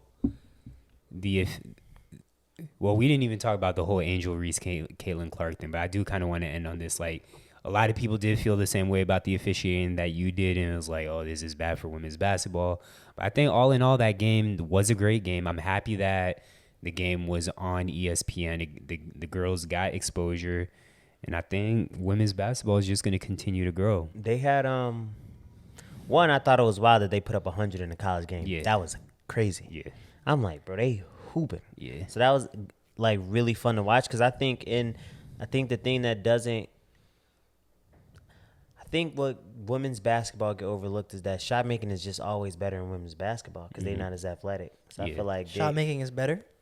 I feel like they can shoot better as generally. Yeah. I just feel like women basketball team shoot better than men's basketball team, and I don't know the stats of it, but just from like an eye test. I wouldn't be surprised with the ball being smaller. Yeah, but I also feel like because they aren't as athletic and I feel like it's almost they're a little bit more skilled when it comes to shooting. 100%. So that was cool, and I'm pretty sure they had more views than the men's national championship because they had 9.9 million viewers. I don't think the men's championship got close to that. Nah. And then I know that their tickets were going more as well. Yeah. Because I think their game was in Dallas, and then men's obviously was in Houston. Was the championship game in Houston or just Final Four? Final Four. So Final Four is everything. So the championship included. Okay. Yeah. So yes, men's was in Houston, women's was in Dallas. Wait, what stadium did they play in though? I'm assuming AT&T? AT&T. Oh, the football field. Yeah. Yeah. Okay. That's where me and Luke will be in 2 weeks. Hey, Jerry's World. Yep. But that's all I got for this pod. Y'all got anything else? Nah, I'm good. All right, it's been another episode of Save for the Pod, episode number 103. Phil hit the drop. Peace. Ciao.